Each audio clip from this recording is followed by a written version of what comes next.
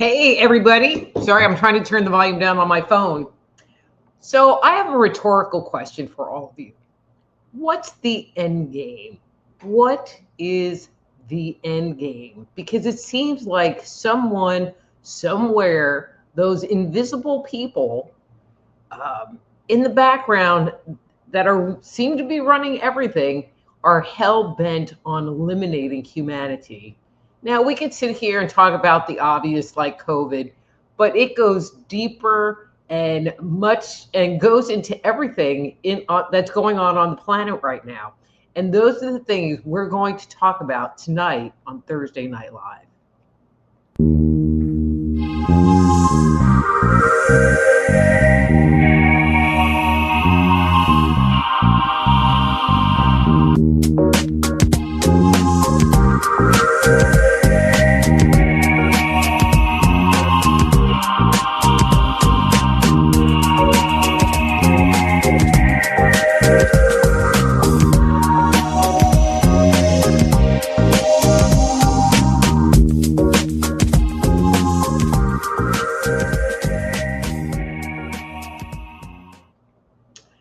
So again, hello and welcome to Thursday Night Live. I'm your host, Dr. Rita Louise, and thank you all for tuning in on this very hot summer day. So, I mentioned the pandemic, which was, a lot of people died during that whole thing for one reason or another, and y'all know what I mean. But there is just so much else going on that is threatening humanity as we know it. And I've talked about this on the show before in different places, but I'm going to kind of clump it all together as one part. Let's start with the food supply. So I think anybody that's listening to the show knows that pre-processed food, the stuff that you get in the middle aisles of the store, or maybe even the frozen food counter, it's nasty. It's filled with chemicals and processed foods that does not support the body's ability to thrive. But then there are the secret add-ons, the things that are going on behind the scenes in the food supply chain that they just don't talk about. And you have to be freaking Nancy Drew to find out this stuff is going on. So for example, chocolate. Who doesn't like chocolate? But did you know that most cocoa butter is created in the lab now? Okay, if you eat a Hershey's bar, you maybe know that waxy substance maybe isn't really chocolate, or it doesn't have a lot of real chocolate in it. And I'm saying it don't have real chocolate in it. One of the ones that killed me was Hellmann's mayonnaise. It's not mayonnaise anymore. It's a synthetic product made with seed oils. Breyer's ice cream. So you can't call it Breyer's ice cream anymore because there's no cream in Breyer's ice cream. So I have a dairy allergy, so I don't eat ice cream. But when I saw that, I'm like, seriously, you're making fake ice cream to the point that you can't label it as ice cream because it's not ice cream? A little scary, And then there are, like I said, I have a dairy allergy. So I know all kinds of like dairy-like foods that have no dairy in it. So for example, cream of mushroom soup, there's no cream. And you will have to say those mushrooms are a little bit questionable, but any of those canned cream soups, no cream, no dairy, not even any dairy protein. So there are some artificial, things that are labeled as kind of artificial, or like Totino's pizza rolls. They don't have cheese in them, but they have casein in it, which is a milk protein, or whey is a milk protein. And so it might say it contains milk, but it only has the protein, not the whole milk in it. Kraft cream dressing, Kraft cream dressings, like their ranch dressing, no dairy in it, but it's cream dressing. Yeah, but it's fake cream. And I don't even think there's any milk proteins in them at all. I live in Texas. There's CC's Pizza, $2.99 all you can eat. Okay, maybe 20 years ago, but $2.99 all you can eat. And they would advertise it as, made with real cheese. it was not real cheese, because I could eat tons of that pizza and experience no ill effect at all. Uh, then there are like the hormones that are in the meat, and I think people are aware of that. But how do you get? I mean, other than buying ranch raised and ranch fed and free range, how do you get away from that? How do you get away from that? And this one just came across my feed today, which I was like, oh, I got to write a note on that. Freaking crackers.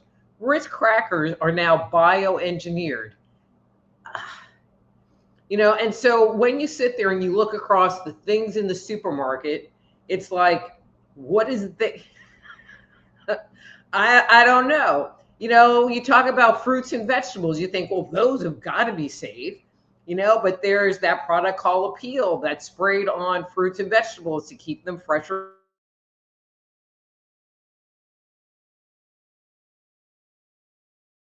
Then there's that they put the wax on.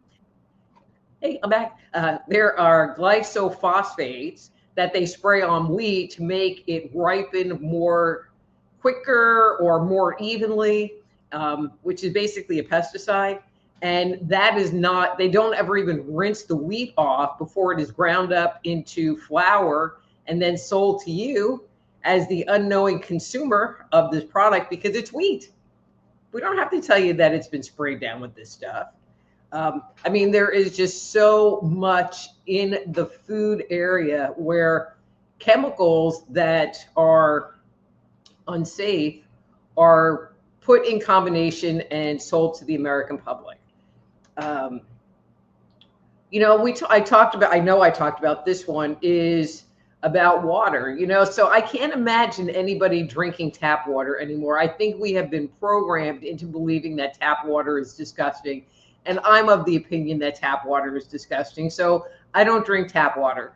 And so many people, to avert that, will buy the little, and I don't have a bottle here, the little 16-ounce bottle of water and drink that. But those are filled with microplastics. And then there are the excreted medications. So you take a SSRI and your body doesn't absorb it. And what happens to the rest? You pee it out. Where does it go? It goes into the water system. And we do not have the capabilities to flush those pharmaceuticals out of the supply chain. And so you might be getting dosed up too. They talk about how testosterone levels have been dropping, and manly men are becoming more feminine. But if they are giving cows hormones and you're ingesting them, and you are getting in hormones through your drinking water or other areas, it only makes sense that you're being affected. And actually, I mentioned men, and we have the same thing happening in, I'm going to say, young girls. So young girls, their cycle normally began at about the age 12. And now there are young girls as young as 9 and maybe even younger that are starting to have their cycle. And why do they think that's happening? It's because of all the hormones in the water and in the food chain. So basically, whatever toxins are dumped into the water, there's only a certain amount that are filtered out or cleansed by adding chlorine to the water to get rid of the bacteria and algae. Then and I cannot say this word on air, there are those little white stripes that go through the sky that look like clouds right behind a plane that might make like a checkerboard pattern in the sky. I'm sure you all know what I'm talking about, and those are dropping chemicals on everyone. There's the rise of alpha-gal and Lyme's disease. Their origin is questionable. And I was thinking about this yesterday or today. We have like West Nile virus, alpha-gal, Lyme. So alpha-gal and Lyme are on ticks. West Nile virus is on mosquitoes. And so there are these diseases that are being transmitted by bugs, which makes it where who wants to go outside? Who wants to go to the park? Who wants to go walk through the woods with the thought that I'm going to get bit by one of these bugs and then not be able to eat meat for the rest of my life, or walk around with inflammation for the rest of my life because I've contracted one of these diseases.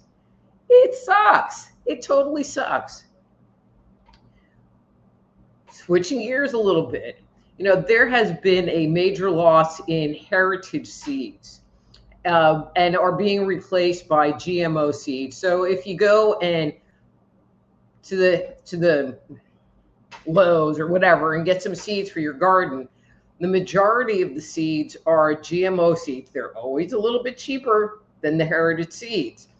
But if you sit there and you think, oh, well, I grew these wonderful tomatoes and I want to grow them again next year, and I'm going to let this certain percent ripen on the vine so I can have good, hardy seeds and I can plant them next year and raise another crop. No, you can't, because they're GMO and they are not designed to be planted year after year. You have to use heritage seeds, and those are viable seeds, or their offspring, they produce viable offspring. And so what happens? What happens if there is some weird thing that occurs and we don't have any heritage seeds left? Do we just dry up our food production choices? Not to mention the amount of foods that they're eliminating the seeds from. I mean, like bananas have a lot of seeds, watermelons have seeds, grapes have seeds, but the stuff that we get in the supermarket now have no seeds, which means those plants cannot reproduce at all. So I think if you just sit there and think about what's going on, especially on the food level, that you can see what I'm talking about. I mean, I think at this point in time, it's kind of obvious. I am just communicating that it is everywhere. And so for me, I don't know what really to eat anymore, because